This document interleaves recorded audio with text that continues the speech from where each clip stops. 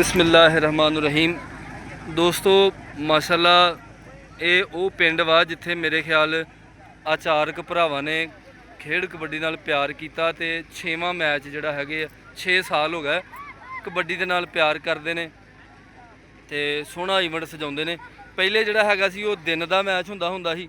ਆ ਹੁਣ ਤੁਸੀਂ ਦੇਖ ਸਕਦੇ ਆ ਕਿ ਪੂਰੀਆਂ ਲਾਈਟਾਂ ਲੂਟਾਂ ਵੀ ਲਾਈਆਂ। ਸਾਡੇ ਮਦਨੀ ਸਾਊਂਡ ਵਾਲੇ ਭਾਈ ਵਿਚਾਰਾ ਕੱਲ ਇਕੱਲਾ ਹੀ ਲੱਗਾ ਰਿਹਾ। ਬਹੁਤ ਸੋਹਣਾ ਜਿਹਾ ਸੈੱਟ ਬਣਾਇਆ। ਇੱਕ ਤਾਂ ਤੁਸੀਂ ਸਾਨੂੰ ਇਹ ਦੱਸਣਾ ਵੀ 100 ਵਾਲਿਆਂ ਦਾ ਪਿਆਰ ਕੈਸਾ ਰਿਹਾ। ਔਰ ਢੋਲੀ ਭਾਈ ਕੀ ਘਾਟਾ ਪੈ ਗਿਆ ਭਾਜੀ? ਢੋਲੀ ਵੀ ਭਾਈ ਸਾਡੇ ਕੱਲ ਨਾਲ ਰਹੇ ਆ। ਬਹੁਤ ਸੋਹਣਾ ਤੁਸੀਂ ਦੇਖ ਸਕਦੇ ਲਾਈਟਾਂ ਸ਼ਾਟਾਂ। ਇੱਥੇ ਬੰਦਾ ਘਰ ਬਾਹਰ ਇੱਕ ਲਾਈਟ ਲਾਵੇ ਤੇ ਰੌਲਾ ਪੈ ਜਾਂਦਾ 200 ਯੂਨਿਟ ਚੱਲ ਗਿਆ। ਤੇ ਭਾਜੀ ਅਸੀਂ ਤੁਹਾਨੂੰ ਪੁੱਛਣਾ ਅਸਲਾਮ ਅਲੈਕੁਮ, ਕੀ ਹਾਲ ਹੈ ਭਾਜੀ? ਤੁਹਾਨੂੰ ਕੋਈ ਇੱਕ ਬੰਦਾ ਦੱਸੋ ਕਿਹਾ ਲੱਗਾ ਤੁਹਾਨੂੰ ਰਾਤ ਵਾਲਾ ਐਕਸਪੀਰੀਅੰਸ ਕੈਸਾ ਰਿਹਾ? ਪਹਿਲੇ ਦਿਨੇ ਕਰਾਉਂਦੇ ਹੁੰਦੇ ਸੀ ਤੁਸੀਂ? ਬੋਲਾ ਪੁੱਛ। ਮੈਂ बहुत अच्छा रहा, आवाम याद कर लिया ਕਿੰਨਾ ਕੁ ਯਾਦ ਕਰ यानी कि बहुत अच्छा माहौल बनाया।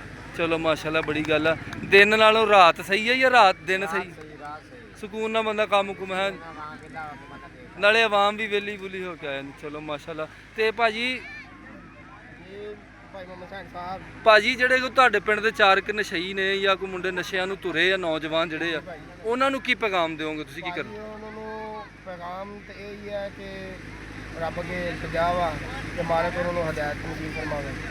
ਠੀਕ ਹੈ।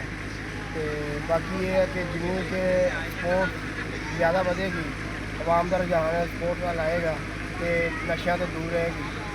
ਤੇ ਜਿੰਨੇ ਵੀ ਸਾਡੇ ਛੋਟੇ ਜਿਹੇ ਵੱਡੇ ਵੀਰ ਆ ਉਹਨਾਂ ਨੂੰ ਇਹ ਪੈਗਾਮ ਆ ਕਿ ਜ਼ਿਆਦਾ ਤੋਂ ਜ਼ਿਆਦਾ ਗੇਮ ਦੇ ਵਿੱਚ ਆਪਣਾ ਕੀਮਤੀ ਟਾਈਮ ਕੱਢ ਕੇ ਥੋੜ੍ਹਾ ਬਹੁਤਾ ਐਕਟੀਵਿਟੀ ਹੋ ਜਾਂਦੀ ਹੈ।